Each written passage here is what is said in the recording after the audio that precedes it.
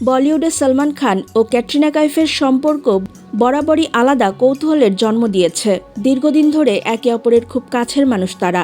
ক্যাটরিনার বলিউডে পথ চলার শুরুতে সালমান ছিলেন তার সবচেয়ে বড় ভরসা। এরপর সময় বদলেছে, সম্পর্কের রূপ বদলেছে, তবু দুজনের মধ্যে স্নেহ আর বন্ধুত্ব আজও অটুট। তবে জানেন কি, একবার ক্যাটরিনা রেগে গেলে তাকে খুশি করতে একেবারে অভিনব কাণ্ড করেছিলেন সালমান।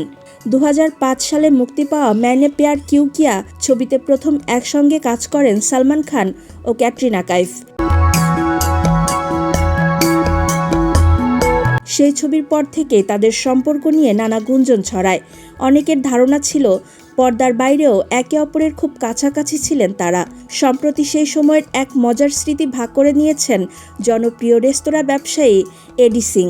আউটলুক ট্রাভেলারকে দেওয়া এক সাক্ষাৎকারে এডি সিং জানান, তার রেস্তোরাঁতেই এক রাতে ঘটেছিল সেই ঘটনা।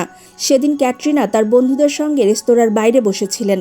অন্যদিকে বাড়ির ভেতরে সালমান ছিলেন তার ভাই সোহেল খান ও আরবাজ খানের সঙ্গে। দুজনের আচরণ দেখে এডি সিংয়ের মনে হয়েছিল তাদের মধ্যে হয়তো কোনো মান অভিমান চলছে। রাত বাড়তেই হঠাৎ এক মজার দৃশ্য চোখে পড়ে তার। সলমান খান মুখে একটি গোলাপ নিয়ে হাসি মুখে ক্যাটরিনার টেবিলের পাশ দিয়ে নাচতে নাচতে ওয়াশরুমে যান, আবার ফিরে আসেন একই ভঙ্গিতে। এই অপ্রত্যাশিত কাণ্ডে ক্যাটরিনার রাগ গলে যায়।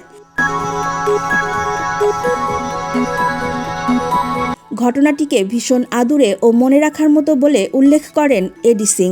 তার কথায়, সালমানের এই ছোট্ট কিন্তু মিষ্টি আচরণেই সব ভুল বোঝাবুঝির অবসান হয়। দুজন আবার আগের মতো হয়ে যায়। ওটা ছিল সত্যি খুব সুন্দর একটা মুহূর্ত। এই স্মৃতিই যেন মনে করিয়ে দেয় একসময় সালমান ক্যাটরিনার সম্পর্ক কতটা গভীর ছিল। এর আগেও ক্যাটরিনা নিজে সালমানের সঙ্গে তার সম্পর্ক নিয়ে কথা বলেছেন। পিঙ্ক ভিলাকে দেওয়া এক সাক্ষাৎকারে অভিনেত্রী জানান, সময়ের সঙ্গে সঙ্গে দুজনেই অনেক পরিণত হয়েছেন। তিনি বলেন, मैंने प्यार क्यों किया থেকে শুরু করে টাইগার 3 এই যাত্রাটা আমাদের দুজনের জন্যই খুব বিশেষ। কাজের জায়গাতেও আমাদের বোঝাপড়া বদলেছে। উল্লেখ্য, প্রথম ছবির পর সালমান ও ক্যাটরিনা একসঙ্গে কাজ করেছেন পার্টনার, হ্যালো, যুবরাজ, এক থা টাইগার, টাইগার জিন্দা হ্যায়, ভারাত এবং সর্বশেষ টাইগার 3 এর মতো একাধিক জনপ্রিয় সিনেমায়।